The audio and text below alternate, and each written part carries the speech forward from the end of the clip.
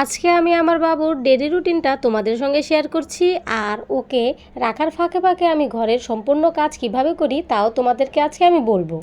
যেহেতু আমার বাবু খুব ভোরে ওঠে, এর জন্যে দিনের 10টা বাজে আমি ওকে একবার ঘুম পাড়িয়ে দিই, আর এর ফাঁকে আমি কিছু কিছু কাম করে ফেলি। ও যখন ঘুমিয়ে পড়ে তখন আমি রান্না বাড়ার জোগাড় করি আর ঘরটা গুছিয়ে ফেলি। তো আজকে যা রান্না করব আমি তা ফ্রিজ থেকে বের করে নিচ্ছি। ফ্রিজে তেমন কিছুই ছিল না, এর জন্য আমি মাছ আর মাংস রান্না করছি আজকে। তো আমার রান্নাটা প্রায় শেষের দিকে, তখনই দেখি আমার বাবু উঠে পড়েছে। উঠে ও ওর বলটা খুঁজছে। তো আমি ওকে ওর বলটা দিলাম। ও তো খুবই খুশি বল পেয়ে।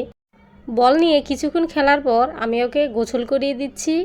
দেখতেই পাচ্ছ আমি ওকে গোসল করাচ্ছি। এখন ওকে আমি দুপুরের খাবার খাইয়ে দিচ্ছি।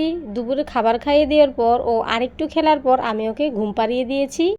ওকে ঘুম পাড়িয়ে আমি ওর জন্য বিকালের নাস্তা তৈরি করেছি। ওর জন্য আমি সেমাই রান্না করেছি। এই সেমাইটা আমি হাতে বানিয়েছি, আর পাঁপড় ভেজেছি আর বাদাম ভেজেছি, এগুলো আমরা খাবো। তো ওকে আমি যতই খাইয়ে দিতে চাচ্ছিলাম ও খেতেই চাচ্ছিল না, শুধু বলছে গাড়ি নিয়ে খেলবে।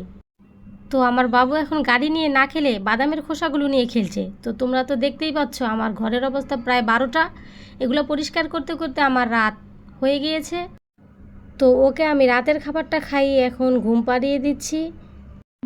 আমার বাবু ঘুমিয়ে গিয়েছে। সারাদিন এঘর ওঘর করতে করতে ও অনেকটা টায়ার্ড, এর জন্য এখন ঘুমিয়ে পড়েছে। তো আমি ওর সঙ্গে তাল মিলিয়ে চলতে চলতে আমি অনেকটা টায়ার্ড, তার জন্য এখন বিদায় নিয়ে নিচ্ছি।